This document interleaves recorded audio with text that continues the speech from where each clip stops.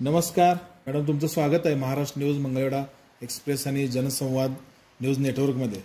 मंगळवेढा नगर परिषदेचं बिगुल जवळपास वाजलेलं आहे।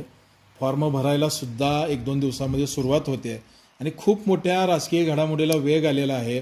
विशेषतः भाजप पक्षावरती खूप लोक इच्छुक सुद्धा आहे आणि त्याच्यामधून आपलं नाव खूप मोठ्या प्रमाणामध्ये संपूर्ण मंगळवेढा शहरातून पुढे येतंय। काय सांगाल मॅडम, याच्यावरती पहिली प्रतिक्रिया तुमची काय असेल?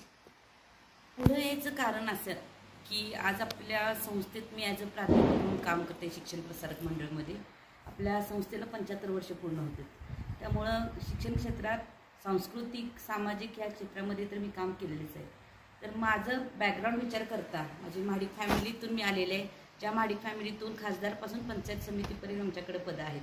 त्यामुळे मुन्नासाहेब खासदार मुन्नासाहेब महाडिक असतील, आमदार अमोलसाहेब महाडिक असतील, जिल्हा परिषद अध्यक्षा शोमिका महाडिक असतील किंवा जिल्हा अध्यक्ष सम्राट महाडिक असतील, आम्हाला राजकारणामध्ये पडावं असं सांगायचं नाही।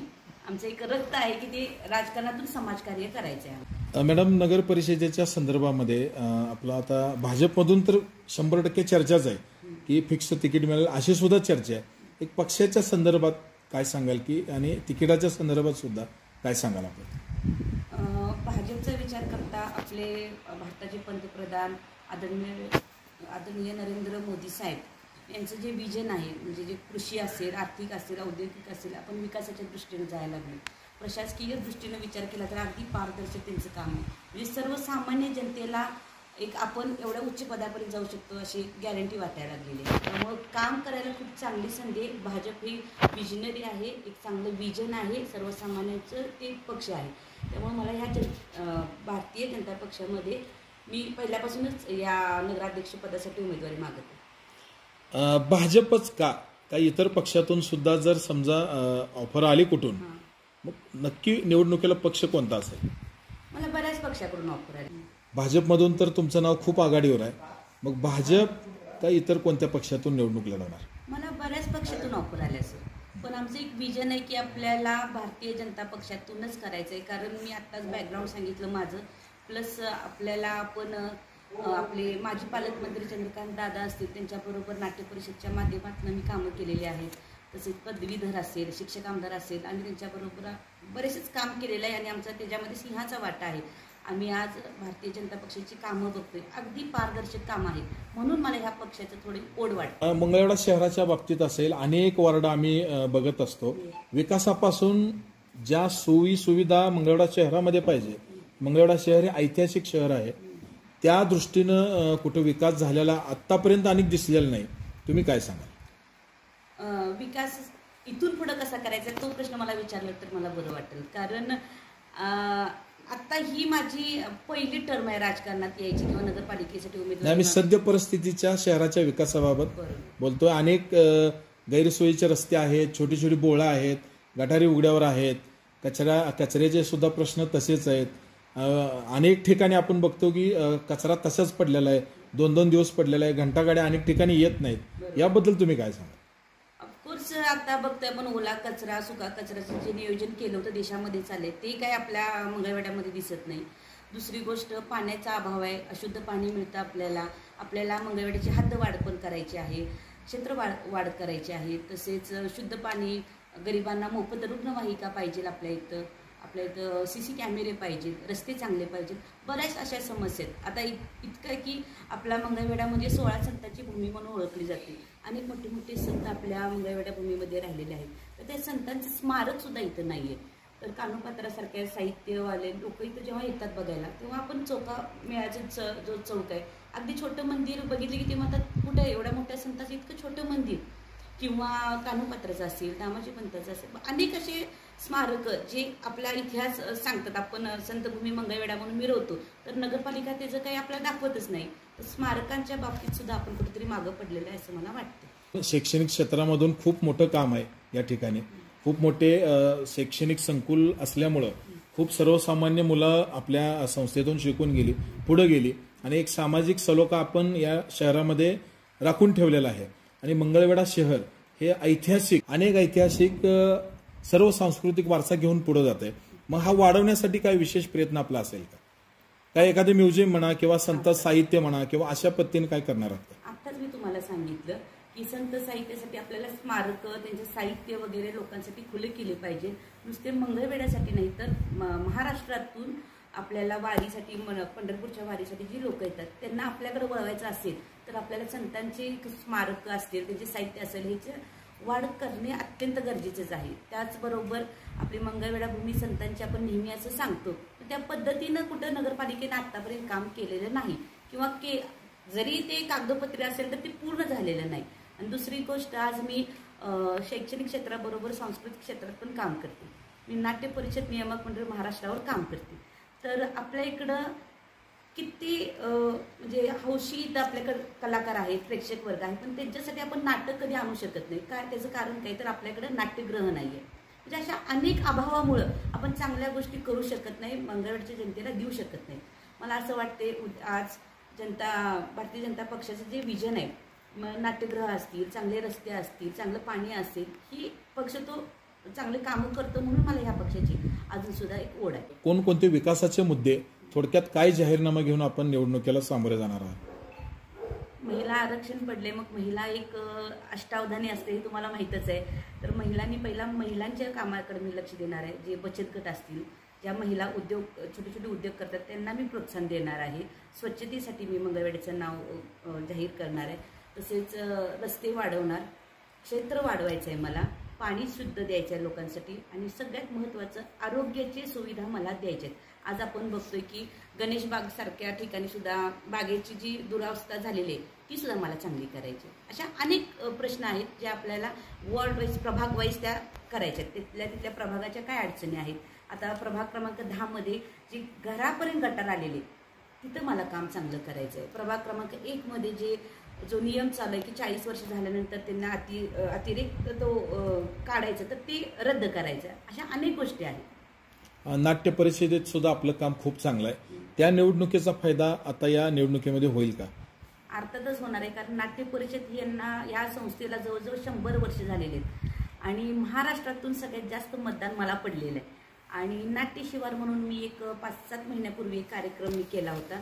त्याची दखल उदय सामंत साहेब असतील, शरद पवार साहेब यांनी घेतली आणि जो ग्रामीण भागासाठी नाट्य परिषदच्या माध्यमातून म्हणजे सांस्कृतिक कार्यक्रम म्हणून एक जो कार्यक्रम केला नाट्य शिवार, तर तो अखंड महाराष्ट्रावर चालवायचा अशी संकल्पना केली आणि त्या कार्यक्रमाचं अध्यक्षपद मला दिलं. म्हणजे नवीन असून सुद्धा मी अशी एक छाप आपल्या मंगळवेढीची एक व्यक्ती म्हणून महाराष्ट्रात ठेवलेली.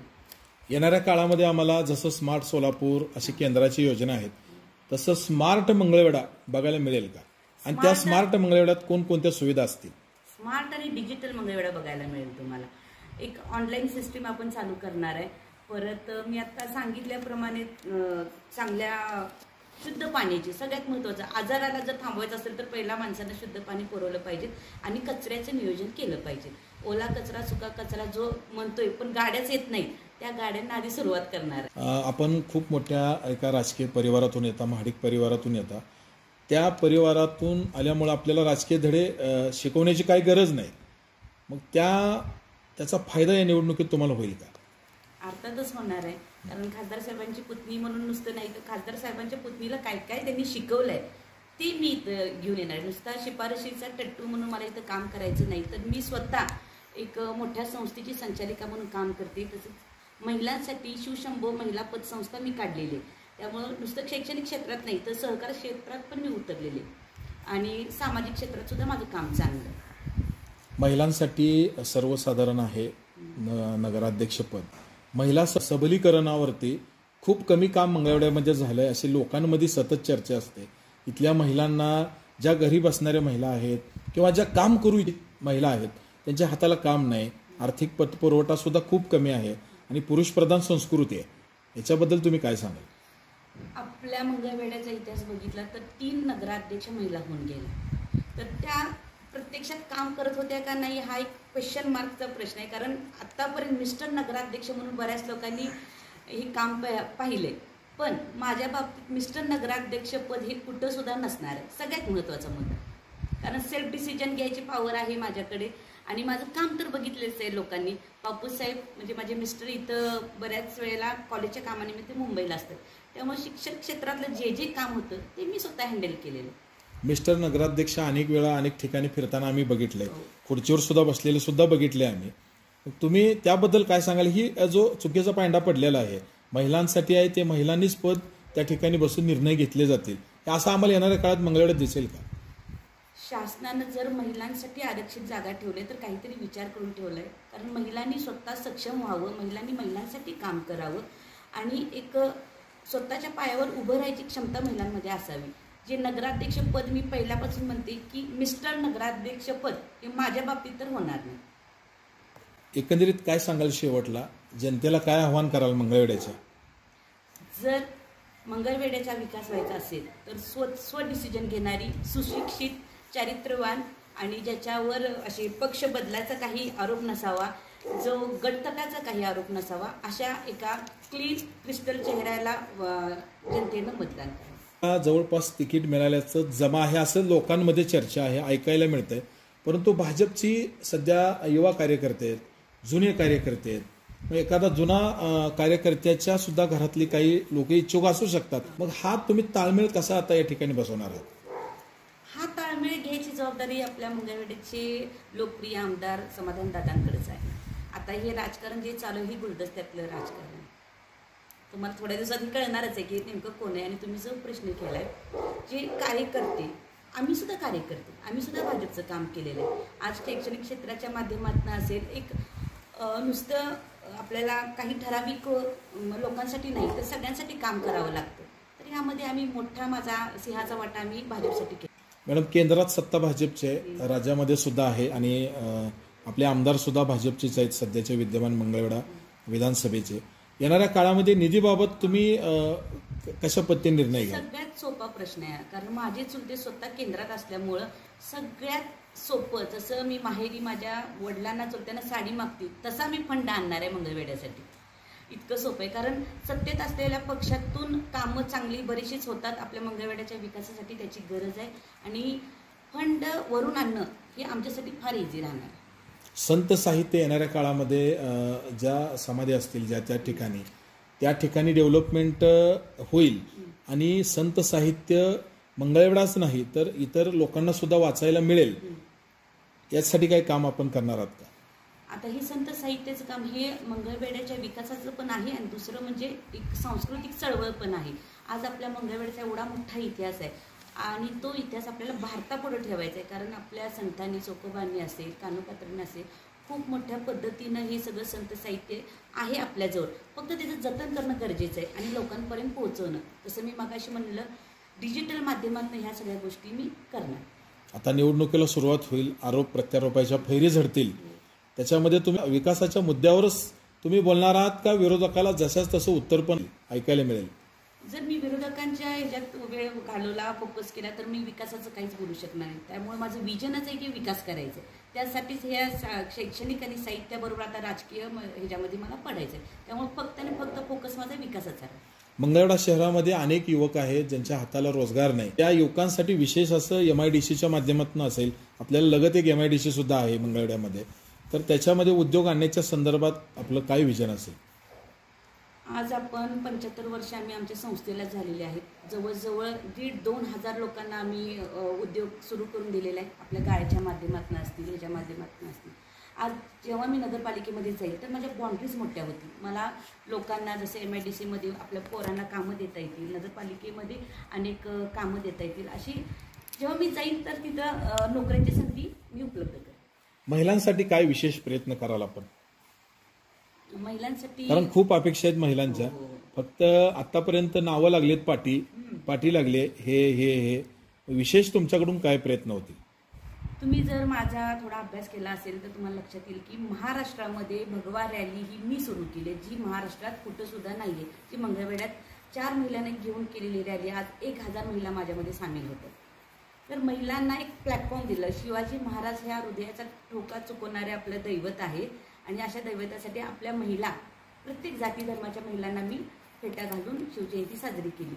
हे जर माझं छोटं काम आहे. जेव्हा मी नगराध्यक्ष म्हणून नगरपालिकेमध्ये जाईल तर महिलांसाठी त्यांचे जे लघु उद्योग असतील किंवा महिलांसाठी त्यांचे काही ब्रँडचे, आता ज्वारीचे बिस्किट असतील, आपलं ज्वारी मंगळवेढ्याचं आपलं हे आहे, तर त्याच्यापासून बाय प्रोडक्ट बनवणारे काही ग्रुप आहेत, तर त्यांच्यासाठी मी चांगलं काम करतो. आता तुम्ही म्हणलात की प्रोडक्ट तयार करण्याच्या संदर्भात आपण खूप छान वाक्य या ठिकाणी वापरलात.